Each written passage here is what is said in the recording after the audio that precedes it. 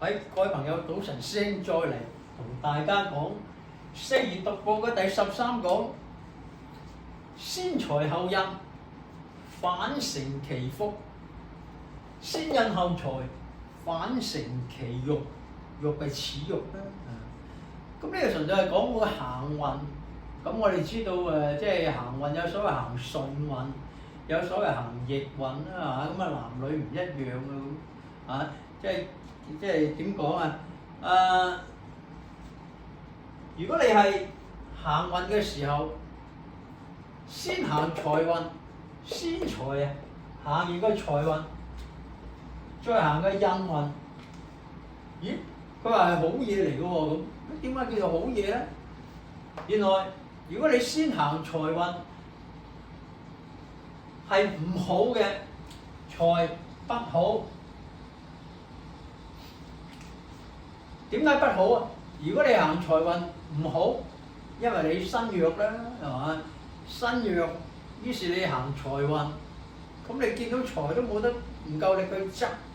咁行嘅財運通常都係屋企好窮啊，冇錢讀書啊，即係嗰類啦，食飯都有問題。咁通常呢啲咧就好艱苦嘅家庭出身嘅時候。好啦，當你出世之後行財運，身弱，你講身弱啊，行財運梗係唔好啦，唔好啊！咁經過兩三個運之後，於是出嚟做嘢啦，讀完書出嚟做嘢啦，行啱印運啦，咁梗係咁行㗎啦，行完春天就夏天，夏天就到秋天，秋天就到冬天，咁金水木火土係咁樣輪住嚟行嘅。咁行完財運，咁自自然然行多兩嘢就到印運㗎啦，係咪咁講啊？如果開頭唔好嘅，你先財後印，好嘢啦，因為去到後邊咧係喜神運，於是樣樣都好順風順水啊！如果你反過嚟講，先印後財就反成其辱。如果咁講話，先印後財你好嘅嘢你行先啊，呢個印又係講身弱啦，如果身弱嘅時候，你先行咗好嘅運，印就好啦，印係讀書運。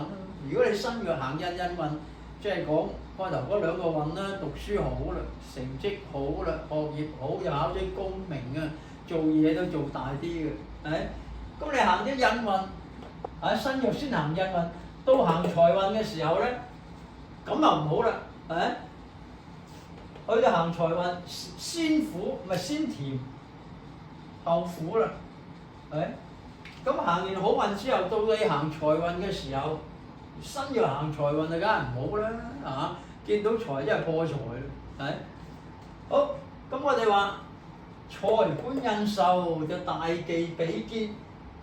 咁我哋講財官印，正財正官再正印，呢啲係叫做善星，叫做一啲好嘅星啊，叫做好星善星。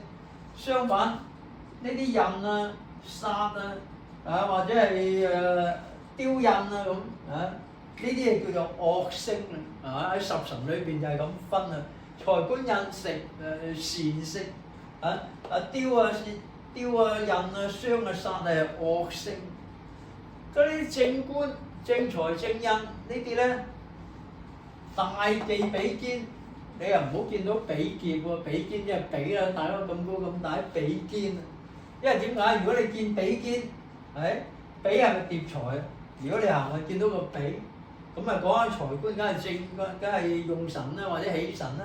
你見到個比嚟劫財啦，用之為錯喎，就不可劫，比劫嚟劫咗個財啦。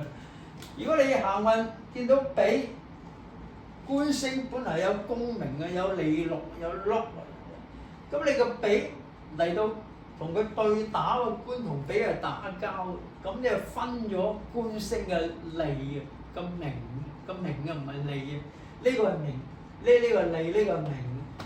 好啦，再嚟印，你見到比，咁你話講呢個嚟講，梗係身旺啦，好嘅身旺。咁你見到比咧，印同比已經身夠旺，你再見到比劫係咪更旺啊？咁就分咗個印星嘅福啦。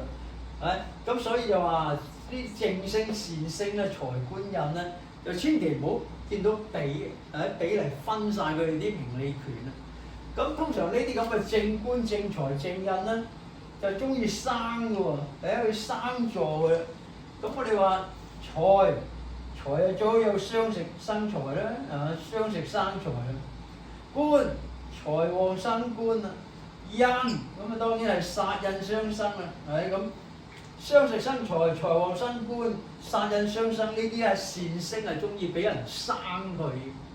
換句話，如果係惡星，你係惡星啊，啲咩印啊、雕啊呢啲傷啊、殺啊咁，一定要克制佢，一定要撳住佢嚟打啦。咁我哋知道雙官七殺，你見到雙官同七殺喺個命局裏邊，雙官七殺。呢度就唔中意見到比劫喎，喺呢度係中意嘅，因為點解？呢個比劫生起個雙食去打個七殺，能夠雙食打七殺，叫做化殺為權啦。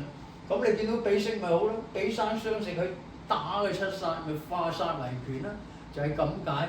所以嗱，呢啲咁嘅句子咧，來來去去咧都係喺個腦裏邊，身旺身弱咁轉嚟轉去，有印冇印，有財冇財，即係你係咁樣，身旺用印，身旺用財，身弱用印，咁呢啲概念咧就一定喺個腦度喺度兜兜轉。咁你慢慢你睇得多咧，你就知道先財後印，先印後財，其實嘅道理就好簡單㗎啦。OK，講完。